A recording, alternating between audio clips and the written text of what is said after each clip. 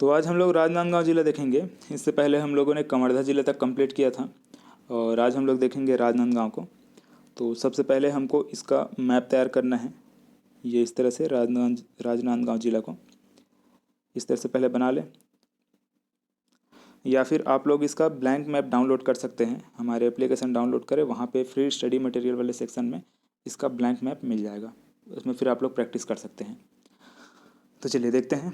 और हो सकता है इसके आगे वाला जो वीडियो है, मतलब जिला दर्शन के बाकी जो वीडियोस है, वो सभी हमारे एप्लीकेशन में मैं अपलोड करूँगा।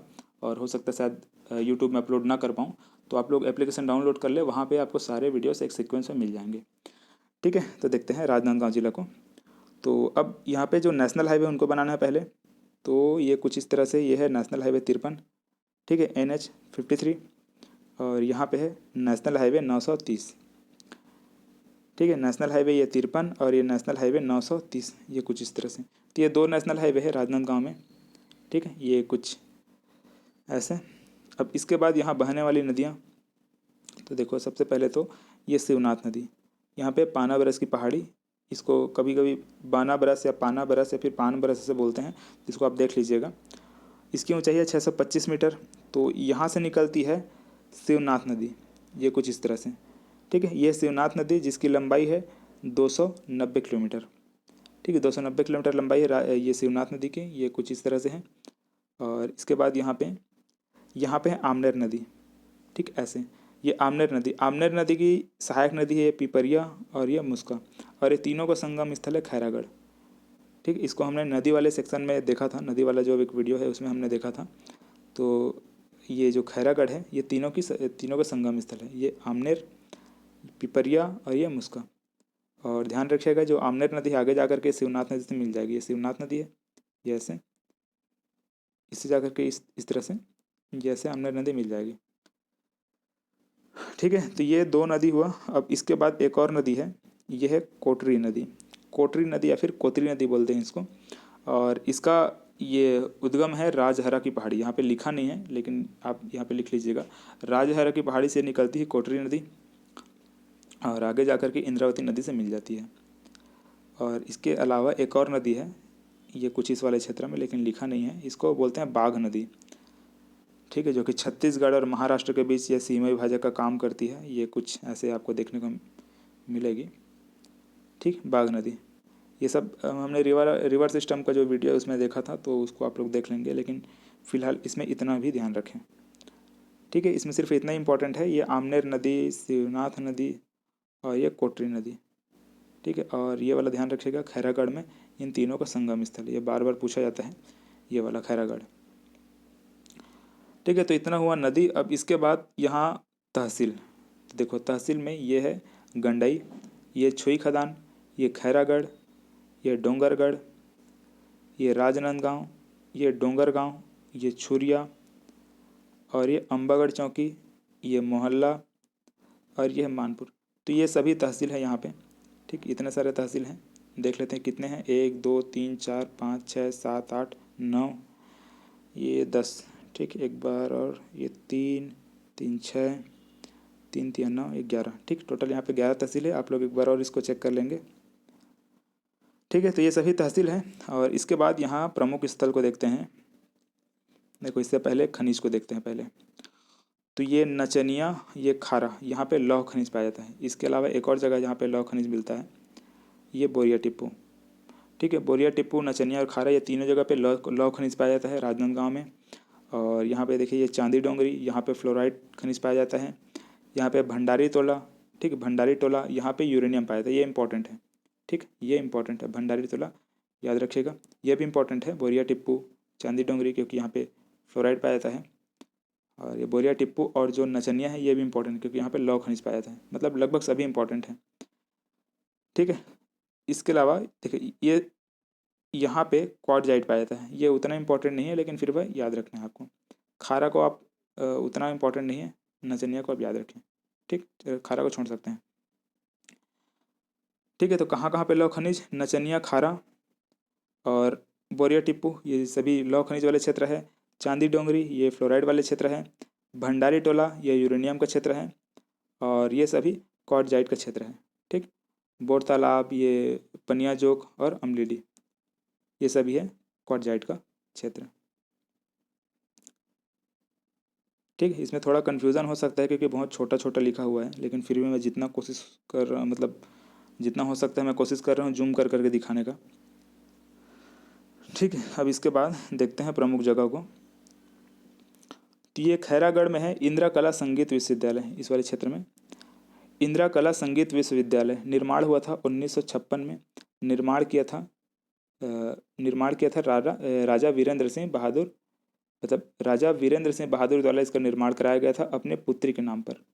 ठीक है, निर्माण कब हुआ था? 1956 में, ध्यान में रखिएगा। राजा वीरेंद्र बहादुर सिंह द्वारा निर्माण कराया गया था अपने पुत्री के नाम पर। ठीक, मतलब इनकी जो पुत्री थी इसका नाम इंदिरा था, इसलिए इसके नाम पर इसका निर्माण कराया गया था। और याद रखिएगा यहाँ पे कौन कौन सा पाठ्यक्रम पढ़ाया जाता है, यह भी थोड़ा इंपॉर्टेंट हो जाता है, ये पूछा भी जा चुका है। तो ये गायन, नृत्य, चित्रकला, वाद्य यंत्र, लोक संगीत, ये सभी पाठ्यक्रम यहाँ पे पढ़ाया जाता है। कहाँ पे? इंदिरा कला संगीत विश्वविद्यालय में। ठीक है, किसने निर्माण कराया था? राजा वीरेंद्र बहादुर सिंह ने अपने पुत्री के नाम पर, और 1956 में इसका निर्माण हुआ था। ठीक है, इतना फैक्ट आपको ध्यान में रखना है। अब देखिए इसके बाद ये है डोंगरगढ़। यहाँ पे मतलब इसको कामावतीपुरी भी बोलते हैं, इसको डोंगरगढ़ को कामावतीपुरी बोलते हैं। यहाँ पे बमलेश्वरी माता का मंदिर है, राजा वीरसेन द्वारा इसका निर्माण कराया गया था। ठीक, क्या कहें इसका इम्पोर्टेंट, ये देखिए ये कामावतीपुरी इसको बोलते हैं, ये इंपॉर्टेंट है, ध्यान में रखिएगा। बमलेश्वरी मंदिर का मंदिर है, ये तो सभी को पता होगा। राजा वीरसेन द्वारा इसका निर्माण कराया गया था, इसको भी आपको याद रखना है। ठीक है, अब इसके बाद देखते हैं ये राजनांदगांव। राजनांदगांव में है प्रदेश का पहला हॉकी स्टेडियम। ठीक, छत्तीसगढ़ का पहला हॉकी स्टेडियम कहाँ है? ये राजनांदगांव में। यहाँ पे प्रथम किसान मॉल 2010 में यहाँ पे खोला गया था। छत्तीसगढ़ का प्रथम किसान मॉल 2010 में राजनांदगांव में ही खोला गया था। इसके बाद ये है डोंगरगांव। यहाँ पे सूखा नाला बैराज है। ये बैराज डैम वगैरह का जो चैप्टर है उसको हम अलग से एक और देखेंगे, लेकिन फिर भी याद रखिएगा यहाँ पे सूखा नाला बैराज है। कहाँ पे? ये डोंगरगांव में, और ये छुरिया में है घुमरिया नाला बैराज। ठीक है, इसके बाद ये चितवा डोंगरी एवं बौन टीला, ये जो जगह है चितवा डोंगरी, यहाँ ये प्रागैतिहासिक कालीन स्थल है। ठीक है, इसको भी छत्तीसगढ़ के इतिहास में हम लोग डिटेल में पढ़ेंगे, लेकिन फिर भी याद रखिएगा ये प्रागैतिहासिक कालीन स्थल है। और यहाँ पे ड्रैगन की आकृति पाई गई है, जो कि नवपाषाण कालीन जो मतलब साक्ष्य है वो दर्शाता है। ठीक, ड्रैगन की आकृति यहाँ पे पाई गई है। ठीक, कहाँ पे? चितवा डोंगरी में, इस वाले क्षेत्र में है। एग्जैक्ट इसका मतलब लोकेशन तो नहीं पता। चलिए अब इसके बाद और क्या है?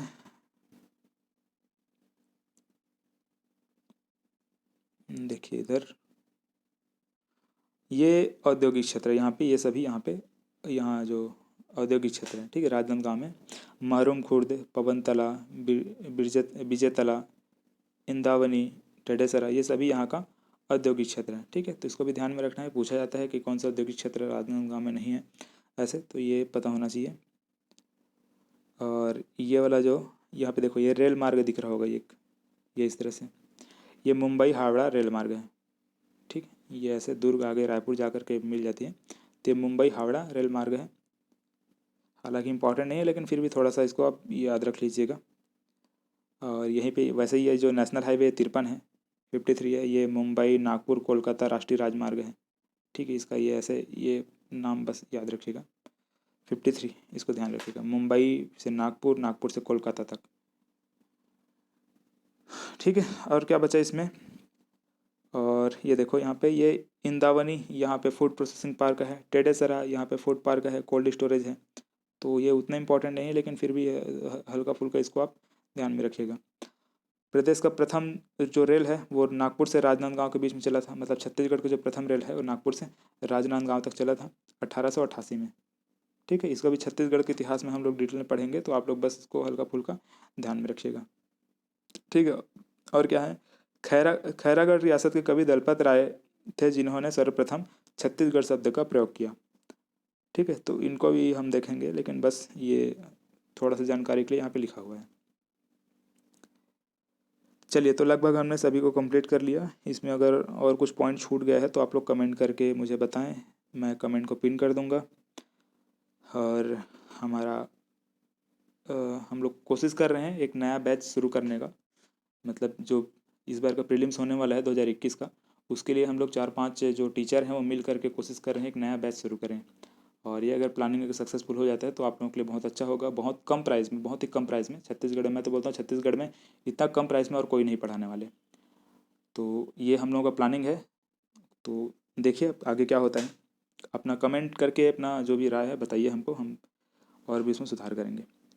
तो चलिए आज के लिए बस इतना ही, मिलता है फिर नए वीडियो में।